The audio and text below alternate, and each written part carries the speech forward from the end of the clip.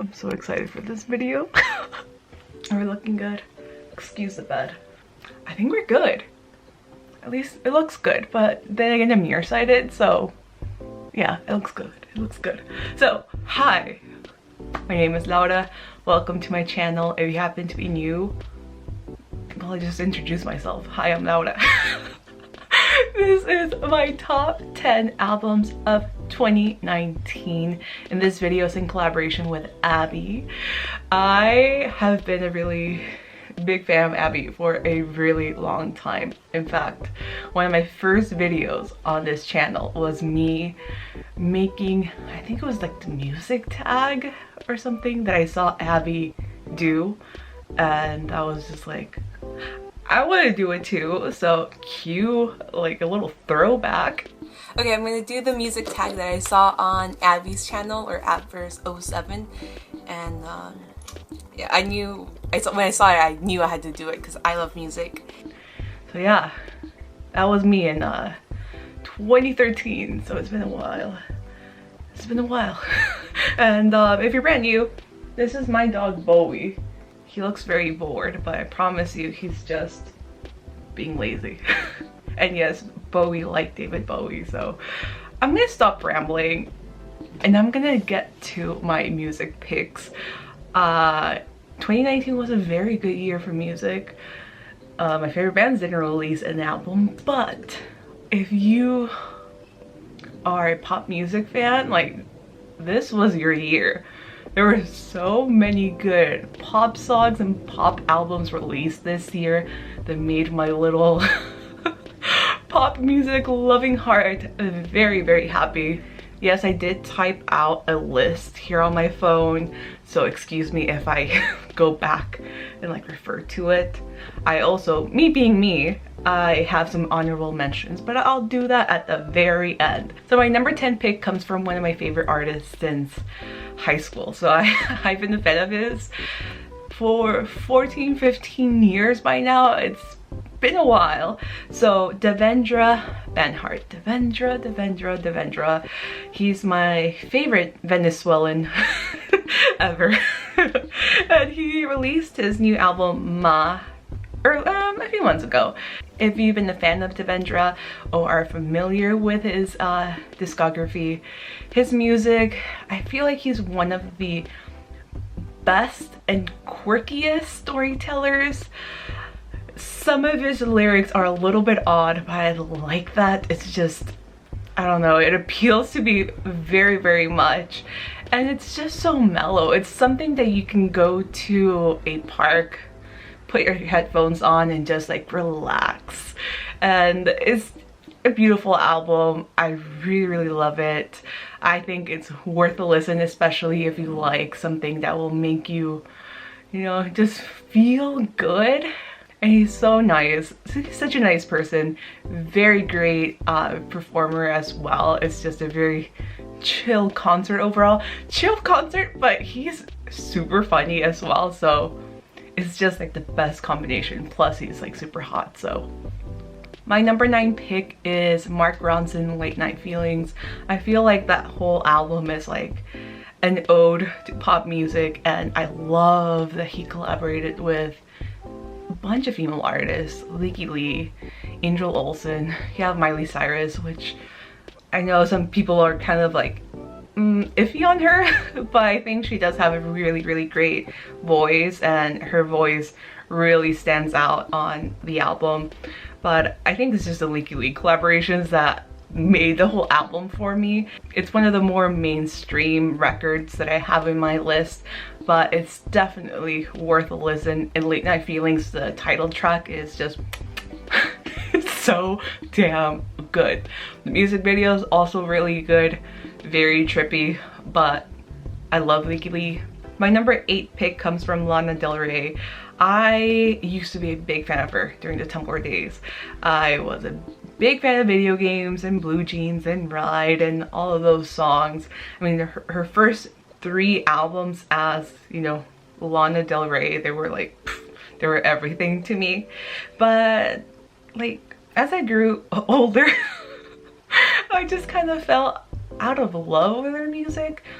and I just also associated her music with a period of my time that was quite dark, so I just didn't want to tap into that. But her latest album, Norman fucking Rockwell, yes, Norman fucking Rockwell, I think the title just made me want to check it out, and I hadn't like listened to an album from beginning to end from her in a while, and I have to say this is by far my favorite record that she's ever done.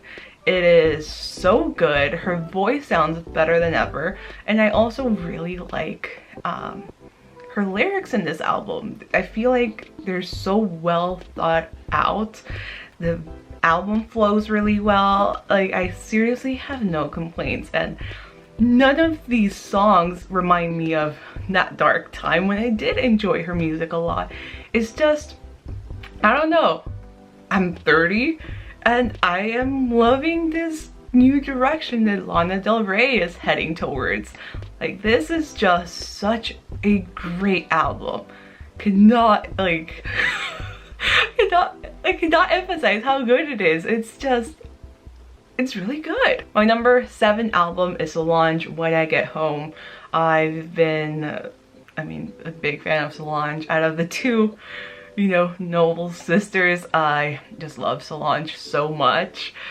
I feel like maybe because she's a little bit more of like the outcast, especially compared to Beyonce, but her voice, her artistry, her just creativity, just, it's so unique and fresh.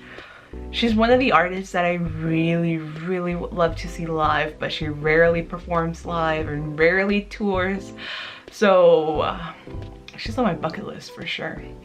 And this latest album is just so, I feel like it's a little bit like deconstructed, soulful R&B, little bit of pop. It's just, it moves in a very slow, but it just reminds me, this is such a weird association that I have in my head. But in Paris, there is a modern art museum called the Centre Pompidou, which is very like, I guess like deconstructed, a mixture of a bunch of things in a very modern yet classical way. I feel, yeah, I'm having such a hard time describing it, but Solange is one of those artists that I feel always brings something fresh yet familiar at the same time. It's safe to say that 2019 was the year of Lizzo, and I mean, she deserves every single like positive review, positive headline, and all the news coverage that she got. Her album Cause I Love You is worth every single accolade that she collected this year, and I'm fairly sure that she will get a ton of Grammys next year. Like, it's just really good. I know it's not her debut album.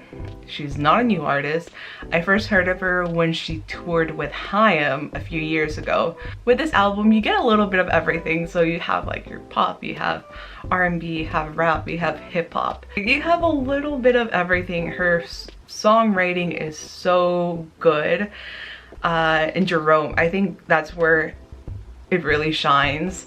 But the whole album is just such a feel-good album, and we all know what the impact that Lizzo has had in pop culture. So it's just one of those albums that you cannot escape at all. I mean, you couldn't escape Juice, you couldn't escape Truth Hurts, you couldn't escape Lizzo, period. But I don't know, I wasn't even trying to run away from Lizzo. Like, I wasn't just enjoying every single performance that she did. Just every single time I would hear her song in the freaking commercial. She's Lizzo. She's Lizzo. The next album comes from one of the people that actually collaborated with Lizzo this year, Charli XCX, her album Charli. It wasn't an album that I loved at first listen. I was kind of not disappointed, but it's certainly an album that took a few listens for me to really appreciate. And once I started appreciating it, holy shit, it just it changed my world. So first of all, I think something that Charli does so well is collaborating with different women and different just people in pop music that really push the boundaries. So you have a collaboration with Lizzo, you have a collaboration with Hayam, you have Clairo, you have Yeji, is that how you pronounce her name? Christine and the Queens. Gone is my favorite track from the whole album. I love Christine, and just her and Charli's like chemistry, not only in the song but in the music video and like performances.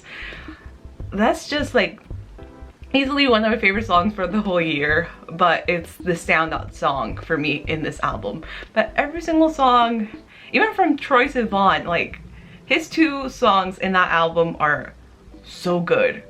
And I know I mentioned that with Lizzo, it's just a feel-good record. Like, this is a record that you wanted to listen to and just freaking, like, party your ass off. My number 4 pick comes from Caroline Polachek. I don't know how many of you remember Chairlift, but Chairlift is one of my favorite, like, all-time favorite bands. Not only across, like, every single genre, but one of my all-time favorite pop bands. They released some of the best, just interesting, unique, kind of weird pop music.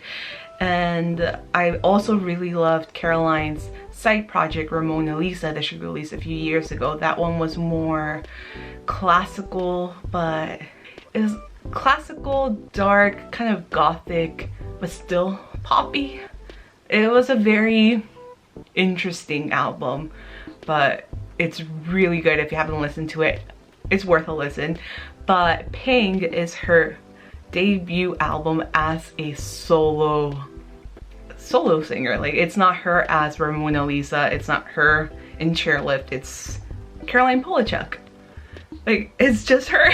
It's a little bit of everything that she's done in her music career. So you have some more poppier tracks, like Chairlift tracks, you have some more gothic, classical songs like Ramona Lisa, but overall it's a very interesting pop album. It's not as up-tempo as like Charli XCX, but not as slow as Ramona Lisa that Caroline released a few years ago. If I could describe her album, which I'm gonna struggle, just like with Solange, it's very, I wouldn't say modern in this case. Melodically, it's very different from other releases this year. I feel like Caroline's voice is like an instrument by itself. She's so good at doing these kind of screamish, like screamo-ish, like wailing. Her album is definitely one that you want to listen to. Each track brings something different to the table, but overall it is 100% Caroline.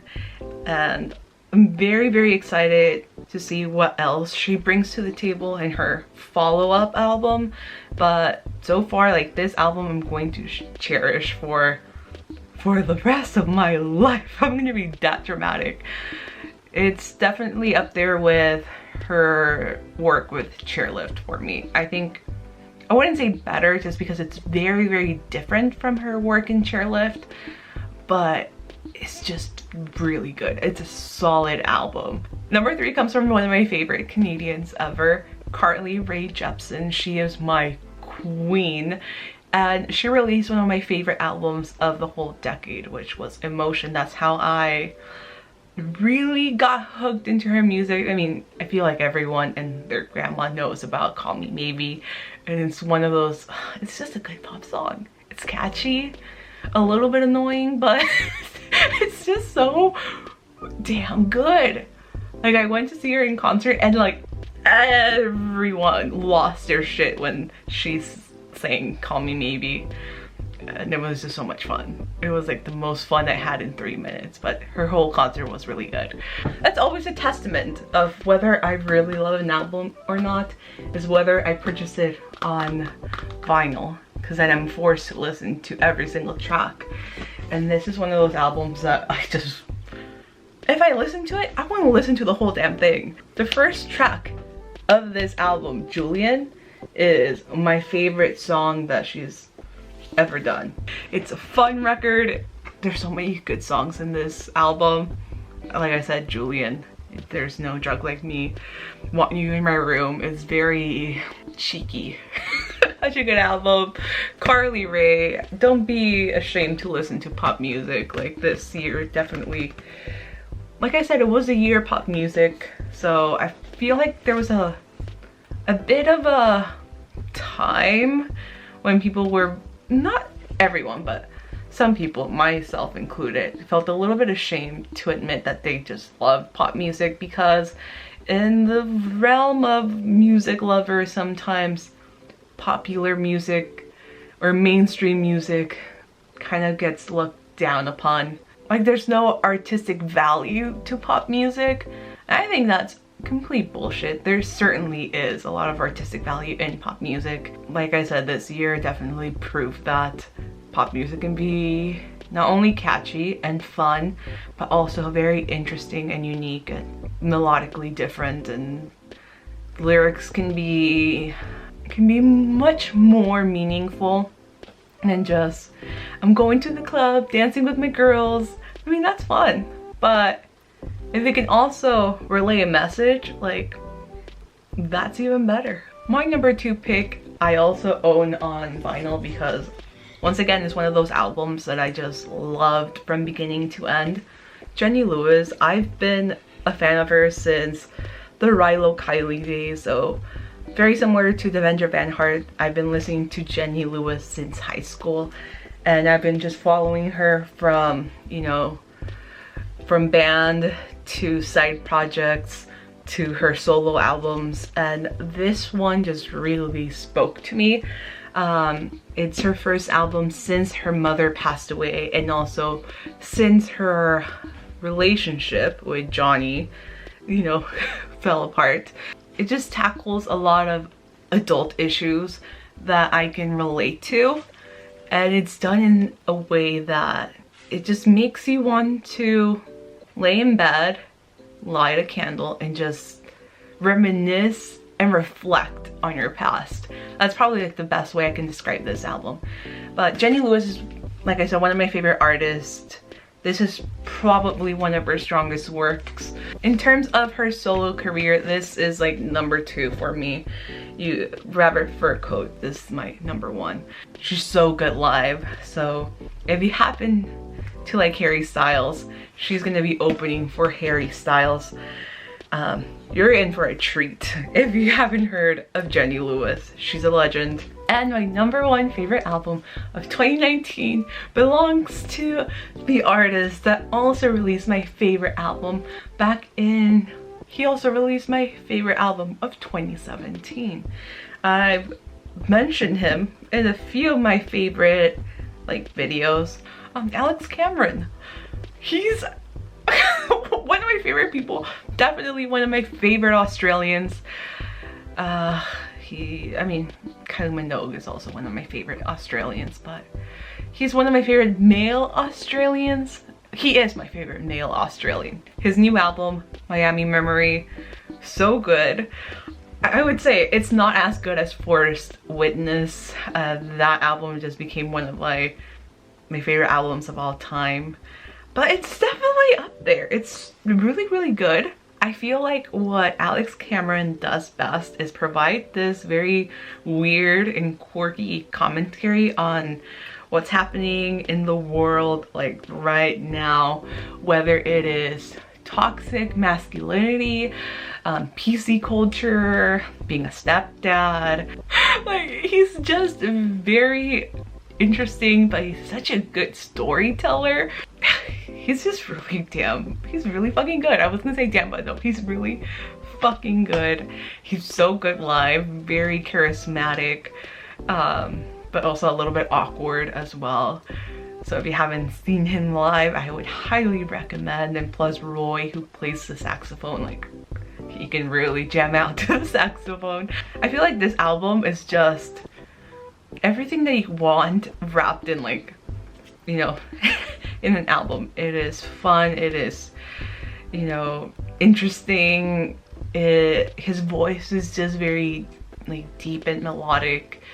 Like I can really understand why Brandon Flowers from The Killers loves to collaborate with this guy. Like he brings something new to the table, and his way of writing melodies as well as writing songs is just unlike anything else. Like it's sometimes, I'm not gonna lie, sometimes it's a little bit weird, but he's just a really weird guy in the best way possible. Honorable mentions, because it's me and I just wanted to mention them. We have Thirst, which is the first album in 8 years that French DJ SebastiAn released. Really good. It has a lot of different collaborations in the album, from Mayer Hawthorne to Charlotte Gainsbourg. It's just good French electronic music. Harry Styles, Fine Line. I don't love the whole album, but the first half is very, very strong, and it, you know, it's making me excited to kind of follow his music a little bit more and see what else he comes up with. Talking about pop music, Kim Petras finally released her full-length album, Clarity. It's a banger.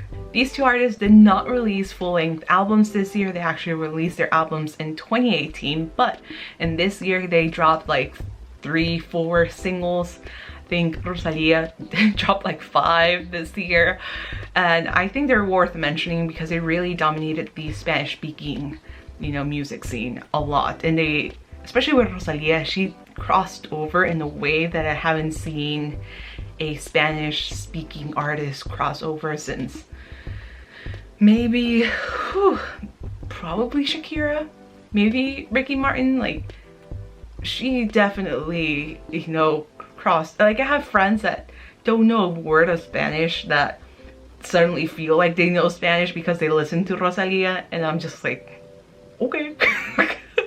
So Rosalía, she released Con Altura, like you could not escape that song. Then at the very tail end of the year, she released Palé, which is just so different. It kind of makes me want to grow out my hair or just get a wig and do the little like spinny helicopter thing. Like, it's just so fucking cool. And then Laferte, who is a Chilean singer, she released Chilango Blues, Canción de Mierda, Paisaje, Japonés, and then at the very end she dropped like this reggaeton song, Plata, which is so damn catchy. It's kind of a curveball that she released, but it's all because of all the political climate in Chile. So it was a good, well, really good protest song. I have 2 others that I'm just gonna casually like pull them out. Paul McCartney, the Amoeba gig. Like, I'm so freaking jealous of all the people that actually were there. We have another live album.